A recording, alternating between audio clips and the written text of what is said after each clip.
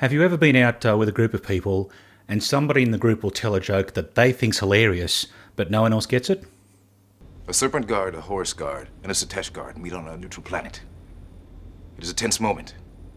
The serpent guard's eyes glow. The horse guard's beak glistens. The Teal'c guard's nose drips.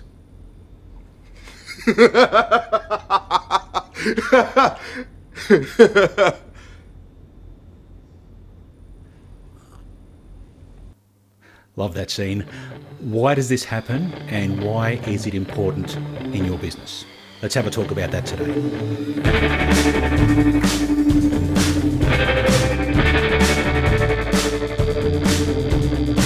G'day, I'm Jason Foss. For those of you who know me, you knew there was going to be a Stargate reference appear sooner or later, so there it is. We've got it done. What are we now, about 5 or 6 episodes in? So what we need to talk about today is what just happened in that scene from Stargate and what you can do to not be like that. So the joke that Teal'c says there, if we use that to represent any form of communication or interaction that you have with your customer, could be through some marketing that you're doing or just general day-to-day over the phone, across the counter kind of stuff. It could be to do with product or service development or products or services that you're developing for them. Anything like that, this applies. And so what we're talking about here is an assumed level of knowledge. A lot of the clients that I've consulted with over the years have assumed that their customers or their clients knew as much about what they do as they do, which is a confusing way of saying it. But what you've got to be careful of doing in your business is not assuming that your customers or your clients know anywhere near as much about what you do as you think they do. I've had a lot of people say, oh, well, they're in the similar industry, they'll know what's going on. Often they don't. They are busy worrying about what they have to worry about. If they knew as much about what you do as you do, they would be either a competitor or a staff member. But they're not, so don't assume they know anywhere near as much as you think they do. So how do you fix this? Well, what you need to do is empathise with your customer. Think about their day, what they're going through, and why they're actually coming to you in the first place instead of trying to do this themselves. Now, there's a tool that we can use to help with this, and that's known as a persona.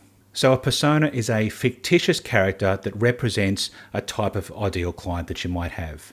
It's important to give them a name and grab a photo so you can really wrap an identity around them so you can have an idea of who you're talking to.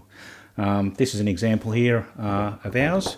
We've got 3 and we've got listed down there some names and some photos and some details about them so that when we're putting things together, we kind of know who we're talking to.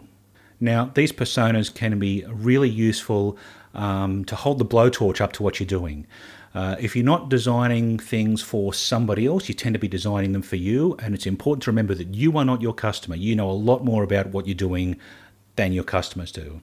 So by referencing your personas here in terms of marketing campaigns or service delivery or product development or your shop front or your sales area or any kind of customer interaction over the phone even.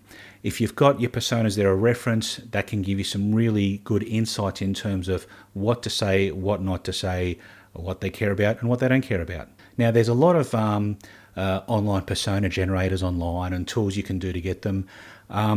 But I'm not a big fan of a lot of them because they tend to get bogged down in stuff that when you're running a small business doesn't matter. I've seen a lot of them that talk about, what their level of education is and what their income is and all this kind of stuff. There's possibly certain industries where that matters, but for your typical smaller business, like that doesn't really matter. What's more important is where they are in life as it relates to what you do, what they care about, what they don't care about, what's motivating them to contact you in the first place, how could you make them happy, how could you upset or frustrate them.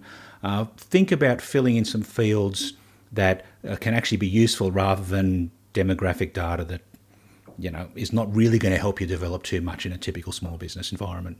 Now the trick to making these work is to keep them handy. So you see our ones here, I've got them laminated, so they're normally stuck up on the whiteboard up there in front of me.